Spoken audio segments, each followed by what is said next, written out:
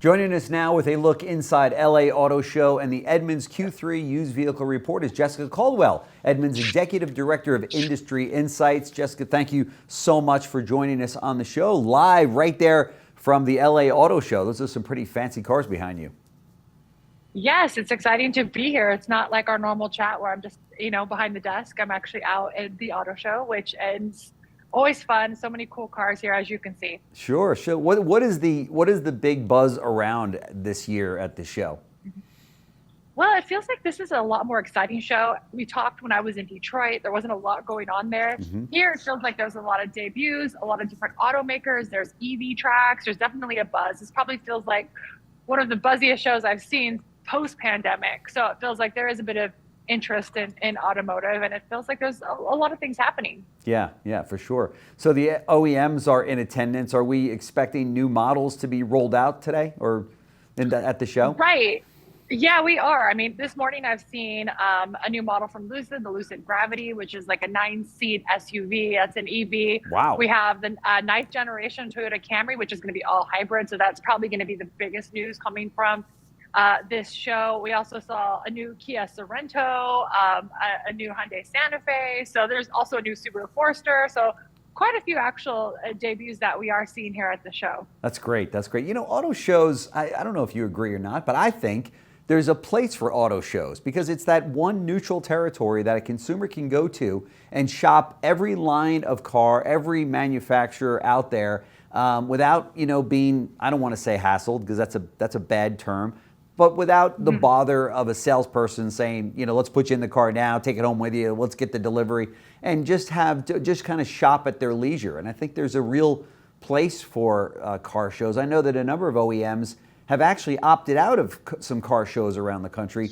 Personally, I think that's a big mistake. What about you?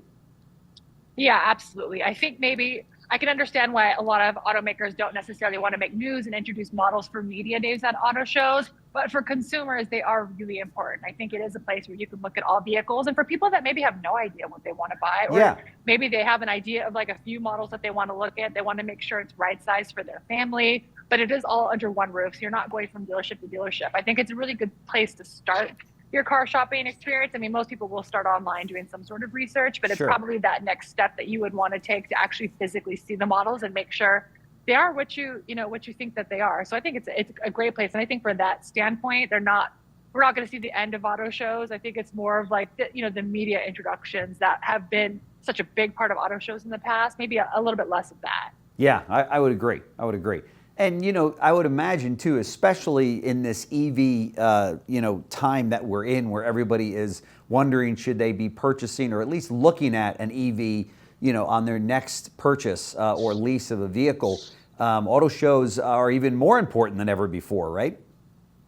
Yeah, that definitely is true. And what we are seeing at a lot of different auto shows is they are creating experiences for potential EV shoppers, because the reality is most people don't know if they want an EV. They don't know a lot about EVs. They don't know about owning an EV. Right. So it seems like auto shows are really working on the education piece, and that is definitely happening here in Los Angeles. I know that they even have, a place where you can explore EVs, ask any question you want in English and in Spanish, which I think is really helpful, especially given the demographics here in Los Angeles. But I think that is it is really helpful as we transition to a new technology. There's going to be a lot more learning that is involved in the consumer point of view to make them feel comfortable. And an auto show, I think, is a good first touch point at least. So, dealers will be probably getting questions. I saw this at the auto show. This is what they said. And now kind of you fill in the blanks, Mr. Dealer. So I think that's an interesting piece moving forward. Yeah.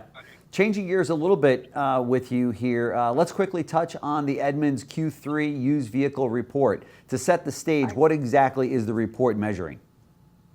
Yeah, so what we do is we look at what are the trends happening in the used vehicle market. As you know, that is a market that has been very topsy-turvy. Prices have been all over the place for the past few years. So we kind of look and see, what exactly is going on. There's a lot. We can't get to all of it, but what is relatable to the consumer, I think, is the piece that we're focused most on. Yeah, for sure. So what are some of the key trends that's shaping the used market in Q3? Right. Well, right now what we are seeing is that the used market is kind of stabilizing a bit. Like I said, it was a bit topsy-turvy in terms of prices. And if we look at where prices are, they're starting to find more seasonal patterns of what we'd expect to see, how they would perform over the course of the year versus last year they were up, then they were going down.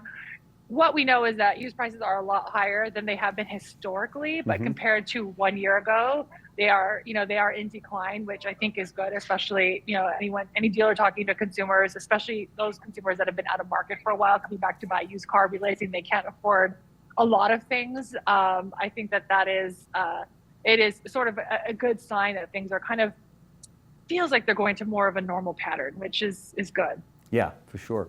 What any advice for dealers as we wrap up 2023? Anything that jumps out at you from this report or other reports? I know that you sit kind of right there with a very unique perspective on the overall industry.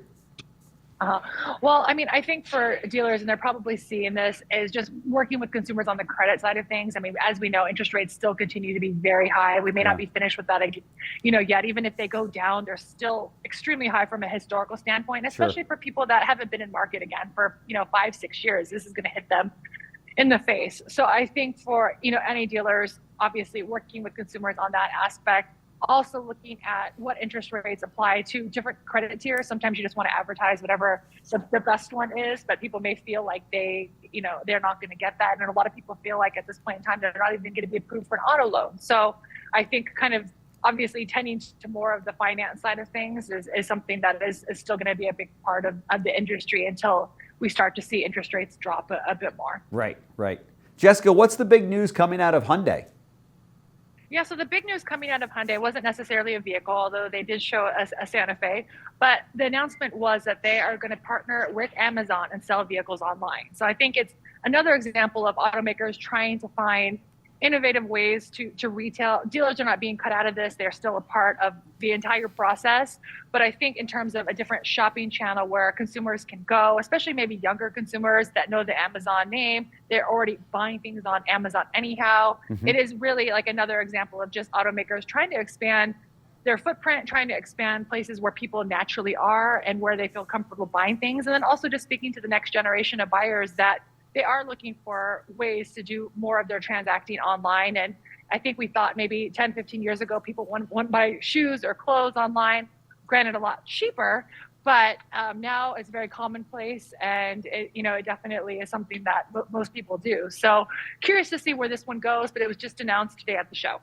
So now if I'm shopping Amazon, I'm buying a pair of shoes, it might say, hey, you might also like a Hyundai Santa Fe for $59,000. Yeah, I think there's a lot of questions in terms of what pricing looks like on Amazon. If you are Amazon Prime, do you get something special? I think there's a lot of jokes and questions that we could have, but I think Hyundai being really the first partner with Amazon to go this route is pretty big news, and also something that a lot of people, it's meeting consumers where they already are naturally. Right.